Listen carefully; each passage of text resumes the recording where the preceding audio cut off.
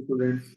अच्छा, A level computer science 9618 paper number 2 का lecture number 1 हम स्टार्ट कर रहे हैं। शॉर्ट वीडियो सीरीज बनाई है ताकि आपके सारे कॉन्सेप्ट जल्द से जल्द रिवाइज हो जाए। चलें जी, स्टार्ट करते हैं। बेटा, सबसे पहले हम आपको बताएंगे कि एल्गोरिदम क्या होता है, क्योंकि प्रॉब्लम को सॉल्व करने की कुछ टेक्निक्स होती हैं। सबसे पहली टेक्निक होती है आपके पास कि एल्गोरिदम। एल्गोरिदम का मतलब होता है आप अपनी प्रॉब्लम को स्टेप बाय स्टेप सॉल्व करें। तो बच्चों, इसके लिए कीवर्ड क्या है? सीक्वेंस ऑफ स्टेप्स और स्टेजेस और इंस्ट्रक्शन जो इम्प्लीमेंट होगा टास्क और सोल्यूशन पे, ताकि वो ब्रेक डाउन हो जाए। ठीक है, सीक्वेंस ऑफ स्टेप्स, स्टेजेस और instruction, that means step by step instruction for solving a problem. बोलो क्या? Step by step instruction for solving a problem is called algorithm. Algorithm के 3 स्टेज होते हैं। पहले स्टेज का नाम है इनपुट, दूसरे का नाम है प्रोसेस और तीसरे का नाम है क्या? आउटपुट। आइए मैं आपको और डिटेल में दिखाता हूँ। देखिए, एल्गोरिथम का मतलब होता है step by step instruction for solving a problem. Algorithm में 3 स्टेज होते हैं। पहले स्टेज का नाम है इनपुट, यानी कि आप कोई भी वेरिएबल इनपुट लेते हो ना, आपने सूडो कोड थोड़ा बहुत पढ़ा होगा। अगर नहीं भी पढ़ा तो देखिए, आप पहले इनपुट लेते हैं। इनपुट एक कीवर्ड है और ये जो एन होगा ये क्या होगा? वेरिएबल होगा। वेरिएबल क्या होता है इसी वीडियो में आपको बताएंगे। नेक्स्ट आ जाओ प्रोसेस। एक वेरिएबल इक्वल्स टू दूसरा वेरिएबल और उसके अंदर जीरो को प्लस कर दो। ना कोई इनपुट है ना कोई आउटपुट है, ना कोई इनपुट है ना कोई आउटपुट है, तो ये क्या कहलाएगा बच्चों? प्रोसेस कहलाएगा। जब भी आप कोई चीज को आउटपुट या प्रिंट कराते हो, दैट मीन्स आप शो करा देते हो। शो कराने को बोलते हैं आउटपुट करना। तो भाई, एल्गोरिदम के 3 बेसिक स्टेज होते हैं। पहले स्टेज का नाम है कंप्यूटर के अंदर डेटा एंटर करना, दैट मीन्स इनपुट करना। कंप्यूटर से डेटा को कैलकुलेट यानी कि प्रोसेस करवाना। एंड देन फाइनली डेटा को डिस्प्ले या शो कराना यानी कि आउटपुट करवाना। ठीक है, एल्गोरिदम की डेफिनेशन क्या होगी? Step by step instruction for solving a problem. आगे आइएगा। सेकंड आपके पास होता है सोर्स कोड। बेटा, जब भी मैं अपनी किसी भी हाई लेवल लैंग्वेज में कोडिंग करूंगा ना, किसी भी हाई लेवल लैंग्वेज में जो कोडिंग होगी वो एक टर्मिनोलॉजी कहलाएगी और उसका नाम होगा क्या? Source code. क्या कहलाएगा वो? Source code. यानी कि पाइथन में प्रोग्रामिंग करो, विजुअल बेसिक में प्रोग्रामिंग करो, जावा में प्रोग्रामिंग करो, वो सारी प्रोग्रामिंग क्या कहलाएगी? प्रोग्रामिंग क्या कहलाएगी? Source code. यानी कि ट्रांसलेट होने से पहले हाई लेवल लैंग्वेज में जो कोड होगा, बच्चों जब वो ट्रांसलेट हो जाएगा from any high level language to machine language, आपको पता है ना, यूजर इंसान यानी कि हम हाई लेवल लैंग्वेज समझते हैं, तो हाई लेवल लैंग्वेज में जो कोड होगा वो सोर्स कोड कहलाएगा। ट्रांसलेट होने के बाद जो मशीन उसको कन्वर्ट करके मशीन लैंग्वेज में कर देगी वो क्या कहलाएगा? Object code. वो क्या कहलाएगा? Object code. गॉट इट बच्चों? तो बेटा, ट्रांसलेट होने से पहले क्या कहलाता है? Source code. ट्रांसलेट होने के बाद जो कोड होगा, जो एग्जीक्यूटेबल फॉर्म में होगा, ट्रांसलेटेड प्रोग्राम होगा, वो क्या कहलाएगा? Object code. Got it? चलिए, एल्गोरिथम पढ़ा दिया, सोर्स कोड पढ़ा दिया, ऑब्जेक्ट कोड पढ़ा दिया। बच्चों, अब सूडो कोड क्या होते हैं? हाँ, पूरा पेपर हमारा सूडो कोड पे ही होगा, तो ये सूडो कोड है क्या? देखिए, अगर अगर मैं आपसे कहता हूं कि एक जनरल प्रोग्रामिंग टेक्निक को आप सीख लें, जनरल प्रोग्रामिंग टेक्निक को आप सीख लें जिसके अंदर कोई हाई लेवल लैंग्वेज ना हो, हाई लेवल लैंग्वेज की तरह ही आप काम करें, but not specific for any high level language. ठीक है, यानी कि general programming language, general programming instructions, general programming instructions जिसमें हाई लेवल लैंग्वेज के कीवर्ड और आइडेंटिफायर इस्तेमाल हो। कीवर्ड क्या होते हैं वो हमें आपको बताएंगे, आइडेंटिफायर क्या होता है वो भी हम आपको बताएंगे। यानी कि pseudo code is a general programming instruction जिसमें कीवर्ड और आइडेंटिफायर यूज होते हैं, जिसमें कोई हाई लेवल लैंग्वेज पे कोडिंग नहीं होगी। अगर हाई लेवल लैंग्वेज पे कोडिंग होगी तो वो तो सोर्स कोड कहलाएगा ना। हाई लेवल लैंग्वेज पे कोडिंग नहीं होगी, जनरल प्रोग्रामिंग इंस्ट्रक्शन जिसमें syntax of any programming language इस्तेमाल होगा। यानी कि सूडो कोड जिसको आ गया वो किसी भी प्रोग्रामिंग लैंग्वेज में कोड को लिख सकता है और उस कोड का स्पेसिफिकली उसको सिंटेक्स याद करना है। ठीक है, तो भाई आज के बाद से हम सूडो कोड को क्या बोलेंगे? Pseudo code is a general programming instruction which can convert into any high level language. और सूडो कोड के अंदर किसी भी हाई लेवल लैंग्वेज की, हर हाई लेवल लैंग्वेज के कीवर्ड्स इस्तेमाल होते हैं और आइडेंटिफायर इस्तेमाल होगा। परफेक्ट बच्चों? चलिए, नेक्स्ट आज जो factorial flow chart. Flow chart का मतलब होता है अपने प्रोग्राम को पिक्चर्स में इस तरीके से, हाँ, पिक्चर्स में और ग्राफिक में रिप्रेजेंट करना क्या कहलाएगा? Flow chart. Pictorial graphical representation of a program is called flow chart.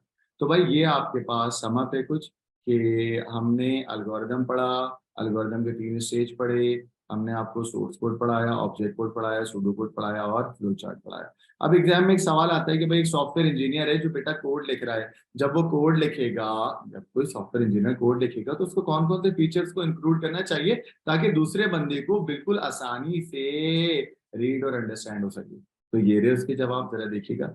भाई सबसे पहले तो वो अपने कोड की ना इंडेंटेशन थोड़ी बेहतर रखे। इंडेंटेशन ऐसे होती है, जब भी तुम कोड लिखते हो तो कुछ कोड अंदर करके होगा, कुछ कोड बाहर करके होगा। ये जो अलाइनमेंट होती है ना, इस अलाइनमेंट को तुम क्या बोलते हो, इंडेंटेशन, ताकि यूजर को समझ आ जाए कि भाई अच्छा यहाँ से स्टार्ट हुआ है और यहाँ पर खत्म, ये हो गई इंडेंटेशन। दूसरा वो आपसे कह रहा है कि किस फीचर्स को रखना। भाई आप अपने कोड को लिखते हुए कुछ ब्लैंक लाइनों को रखना, जैसे यहाँ भी तो ब्लैंक लाइन रखी है मैंने, ये लाइन देखो और ये लाइन देखो, बीच में ब्लैंक लाइन है, क्यों रखी है, ताकि पार्टीशन बन सके, तो ब्लैंक लाइन को रखना। अपने कीवर्ड्स को कैपिटलाइज कर देना, सेंसेबल वेरिएबल के नाम तमीज वाले रखना, बिल्ट इन फंक्शन यूज कर लो, कमेंट यूज करो। कमेंट एक ऐसा फंक्शन होता है जो यूजर को समझ नहीं आता, बट किसी दूसरे को समझाने के लिए, उसका फंक्शन ऑफ कोड को लिखने के लिए हम क्या लिखते हैं बेटा, कमेंट लिखते हैं। नेक्स्ट आ जाओ, प्रिटी प्रिंटिंग, यानी कि जो भी तुम कोडिंग कर रहे हो उसको अच्छे कलर से हाईलाइट करके कर दो ताकि दूसरे को समझ आ जाए। तो भाई ये एक सवाल आपके पास आया था, वो सवाल को जरा देख लें कि भाई एक सॉफ्टवेयर डेवलपर कोड लिख रहा है तो कौन कौन से फीचर्स को रखे ताकि दूसरे को आसानी से रीड और अंडरस्टैंड हो जाए। Feature number 1 indentation, feature number 2 blank line, capitalization of keyword, sensible variable name, library function, comments और प्रिटी प्रिंटिंग। चलें, ये वाला पेज आपका हो गया बच्चों। अब मैं आपको बताने जा रहा हूँ कि जब भी मैं सूडो कोड करूंगा तो सूडो कोड में 6 डेटा की टाइप का हम इस्तेमाल करते हैं। डेटा की टाइप का मतलब होता है डेटा की नेचर क्या है, यानी कि format of the data. Data किस तरीके से होगा। पहला डेटा आपके पास होगा इंटीजर। इंटीजर का मतलब होता है whole number, and whole number means उसमें पॉइंट नहीं आएंगे। हाँ, नेक्स्ट आओ बच्चों, पॉइंट वाला नंबर। पॉइंट वाला number can be called real और फ्लोट, जिसमें कोई भी डेसिमल पॉइंट आएगा, फॉर एग्जाम्पल 2.5। थर्ड आपके पास होगा string. String is a alpha numeric with the special character, यानी कि उसमें अल्फाबेट्स भी आ सकते हैं, उसमें नंबर्स भी आ सकते हैं, और उसमें कोई भी स्पेशल कैरेक्टर लाइक डॉलर का sign, comma, punctuation mark, less than equal to सब आ सकता है। नेक्स्ट आ जो बुलियन। बच्चों बुलियन के अंदर दो कॉमन कंपैरिजन होगी। कॉमन कंपैरिजन का मतलब या तो वो ट्रू और फॉल्स होगा, या तो वो 0 और 1 होगा, या तो वो मेल फीमेल होगा, ऑन ऑफ होगा। जितनी भी कॉमन कंपैरिजन है वो क्या होता है, बुलियन। नेक्स्ट आ जो चार। चार का मतलब होता है एनी सिंगल कैरेक्टर, जैसे आप और मैं ना सिंगल। इसी तरीके से बच्चों सिंगल कैरेक्टर के ऊपर सिंगल कोटेड कॉमा लगा दो, वो सिंगल कैरेक्टर वाला क्या कहलाएगा, चार कहलाएगा। क्या कहलाएगा, चार। नेक्स्ट आपके पास होता है डेट। डेट में कोई भी स्पेसिफिक डेट होगी, सही, आपका डेट से कोई ताल्लुक नहीं है, आप लोग सब मिलकर सिंगल ही। अच्छा, नेक्स्ट है। चलिए भाई, आपके पास आइडेंटिफायर होते हैं कुछ। हाँ, अब आइडेंटिफायर्स क्या होते हैं ये हम आपको दिखाते हैं, जरा देखिएगा। चलो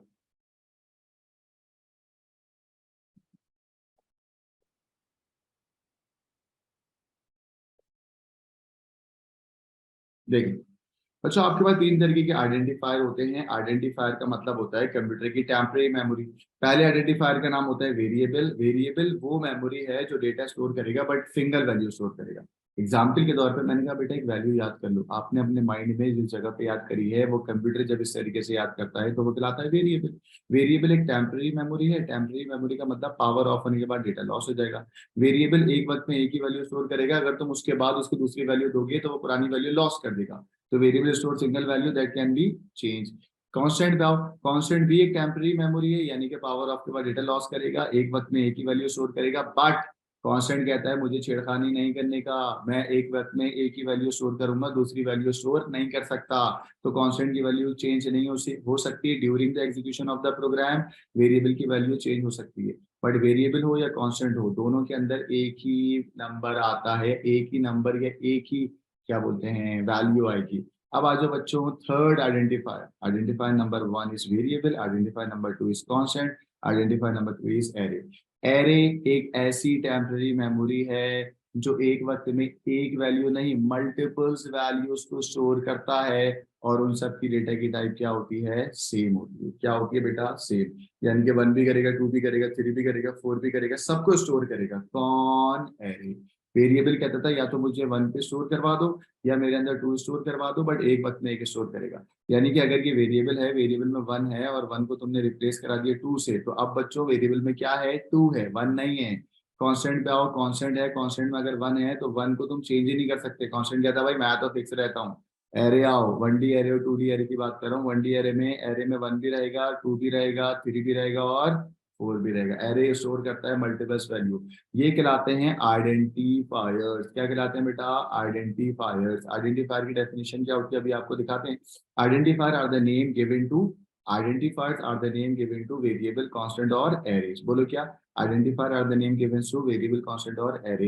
वेरिएबल, कांस्टेंट, एरे को नाम देना आइडेंटिफायर कहलाएगा। वेरिएबल, कांस्टेंट, एरे को नाम देना आइडेंटिफायर कहलाएगा। ठीक है, variable can be change, constant can not be change, array multiple value को स्टोर करता है, बट उनकी डेटा की टाइप क्या होती है बेटा, सेम होती है। ये क्या होता है अभी हम आपको बताते हैं। अब मैं आइडेंटिफायर पे जा रहा हूँ। देखें, एग्जाम में ऐसे आ सकता है या आया भी है कि देखो, जब भी आप लिखते हो ना, देखो जब भी तुम सूडो कोड करोगे ना, तो सबसे ऊपर उसको डिक्लेयर करोगे। जैसे आप दुनिया में आए, या तो आप मेल हो या तो फीमेल हो, सही है, या कोई और कैटेगरी हो। तो बच्चों बताने का मतलब ये है कि जब भी आप किसी वेरिएबल को यूज करोगे ना, तो उसको स्टार्टिंग में डिक्लेयर कर देते हो। डिक्लेयर वेरिएबल का नाम और उसकी डेटा की टाइप। डेटा की टाइप हमने रखी है क्या, इंटीजर, यानी कि होल नंबर। अब ये कंप्यूटर के अंदर एक आइडेंटिफायर टेबल बन जाता है। इस आइडेंटिफायर टेबल में 3 चीजें स्टोर होती है। नाम ऑफ वेरिएबल, नाम ऑफ आइडेंटिफायर, अगर वेरिएबल है तो उसका नाम है एन। इसकी डेटा की टाइप, सेकंड क्या, डेटा की टाइप जो कि इंटीजर है।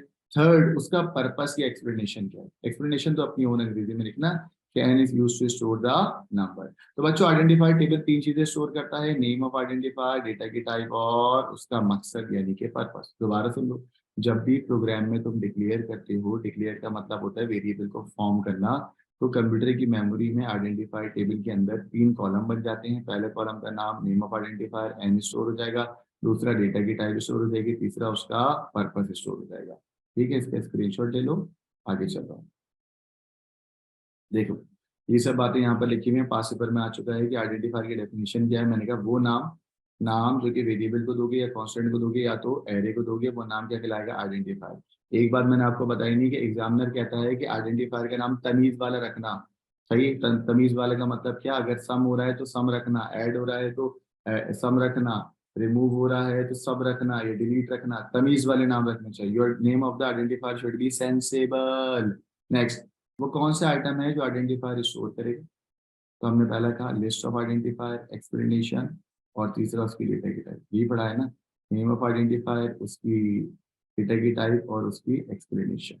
ठीक है, अब बच्चों में 4 कंस्ट्रक्ट आपको बताऊंगा। आइए, 4 कंस्ट्रक्ट होते हैं आपके पास।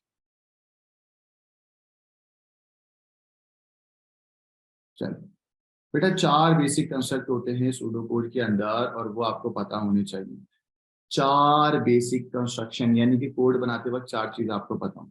बेटा जब भी आप किसी वेरिएबल में कोई वैल्यू स्टोर करते हो तो स्टोर करने के 2 तरीके हैं। एक होता है इक्वल्स टू लगा दो, यानी कि 0 की वैल्यू ए में डालनी है तो आप इक्वल्स टू लगा दो या बैक एरो लगा दो। सही, इक्वल्स टू लगा दो या बैक एरो लगा दो। इन दोनों के अंदर हो क्या रहा है, 0 की वैल्यू ए में स्टोर हो रही है, 0 की वैल्यू ए में स्टोर कर रही है। इस चीज को हम बोलते हैं असाइन करना, और ये कहलाता है असाइनमेंट। क्या कहलाता है बेटा, असाइनमेंट। ठीक, पहला कंस्ट्रक्ट हो गया। दूसरा कंस्ट्रक्ट होता है सीक्वेंस। सीक्वेंस के अंदर आपको सीक्वेंस पता होना चाहिए कि भाई कौन सा स्टेप पहले आएगा, कौन सा उसके बाद आएगा, कौन सा उसके बाद आएगा। फॉर एग्जाम्पल, पहले आप इनपुट लेते हो, देन आप प्रोसेस करते हो, देन आप आउटपुट करते हो। इनपुट, प्रोसेस और आउटपुट, इनपुट, प्रोसेस और आउटपुट, ये आपके पास किसमें आता है, सीक्वेंस में। नेक्स्ट आ जाओ बच्चों, 2 तरीके की कंडीशनल या सिलेक्शन स्टेटमेंट होती है आपके पास। थर्ड कंस्ट्रक्ट, कंडीशनल या सिलेक्शन स्टेटमेंट का मतलब क्या, वो जरा सुनो। अगर मैं सुबह 8 बजे उठा तो स्कूल आऊंगा, अगर मैं सुबह 8 बजे नहीं उठा तो स्कूल नहीं आऊंगा। या कंडीशन आ जाती है। जब कंडीशन आ जाती है तो हम कंडीशनल या सिलेक्शन स्टेटमेंट इस्तेमाल करते हैं। और 2 तरीके की कंडीशनल या सिलेक्शन स्टेटमेंट होती है। नाम याद करो क्या, मेरे साथ बोलो क्या, if then else end if. बोलो क्या, if then else end if. Number 2, case of otherwise end case. क्या, case of otherwise end if. शाबाश शाबाश, रिपीट करो क्या, सिलेक्शन स्टेटमेंट 2 होती है। कौन कौन सी, if then else end if. बोलो क्या, if then else end if. Number 2, case of otherwise end if. तो बच्चों 3 कंस्ट्रक्ट मैंने आपको बता दिए, वैल्यू असाइन करना, सीक्वेंस में काम करेंगे हम, और 2 सिलेक्शन या कंडीशन स्टेटमेंट इस्तेमाल करेंगे, if then else end if और case of otherwise end. And बच्चों 3 तरीके के लूप होते हैं, लूप को हम बोलते हैं रैपिटेशन, रैपिटेशन का एक और नाम होता है आइटरेशन। अब आप बोलोगे सर लूप क्या है? बेटा किसी भी काम को बार बार रिपीट करना, repetition of instructions are called loop. हमारा साउंड प्ले हो रहा होता है ना, हमारे मीडिया प्लेयर में ऐसे करके एक सिंबल होता है, उस सिंबल का मतलब होता है वो सॉन्ग बार बार प्ले होगा। तो आज के बाद से हम इसको लूप भी बोल सकते हैं, आइटरेशन भी बोल सकते हैं, उसको रेपिटेशन भी बोल सकते हैं। बेटा 3 तरीके के लूप, रिपीटेशन और आइटरेशन होगा। पहले का नाम है for to next, for to next का मतलब होता है काउंट कंट्रोल लूप। दूसरा होगा while do end while, while do end while इधर स्टार्टिंग में कंडीशन चेक होने को बोलते हैं प्री कंडीशन लूप। एंड बच्चों थर्ड होता है रिपीट अंटिल, रिपीट अंटिल में कंडीशन लास्ट में चेक होगी। कंडीशन कहाँ चेक होगी? लास्ट में। मैं जरा जूम करता हूँ। चौथा कंस्ट्रक्ट आपको लूप का होता है, पहले लूप का नाम है for to next, while do end while and then repeat until. बोलो क्या? For to next, while do end while and repeat until. बोलो क्या? For to next, while do end while और repeat until. Count control loop किसका दूसरा नाम है? For to next का। कंडीशन शुरू में चेक करना, प्री कंडीशन लूप किसका दूसरा नाम है? वाइल डू एंड वाइल का। लास्ट में कंडीशन चेक करना, पोस्ट कंडीशन लूप किसका दूसरा नाम है? रिपीट अंटिल का। गॉट इट बच्चों? चलो जल्दी से बताओ how many types of construct are there, जल्दी। शाबाश, 4 होती है। कौन कौन सी? असाइन करना, असाइन करने के 2 तरीके हैं, या तो इक्वल टू या तो बैक एरो। सीक्वेंस यानी कि number of steps perform one after another. Selection या कंडीशनल स्टेटमेंट जिसमें if then else end if और case of otherwise end case आएगा। और रेपिटेशन, आइटरेशन और लूप्स। गॉट इट बच्चों? मुझे उम्मीद है कि आपको ये समझ आ गया होगा। 1-2 पास पेपर कराएंगे फिर क्लास खत्म करेंगे आपकी शॉर्ट वीडियो।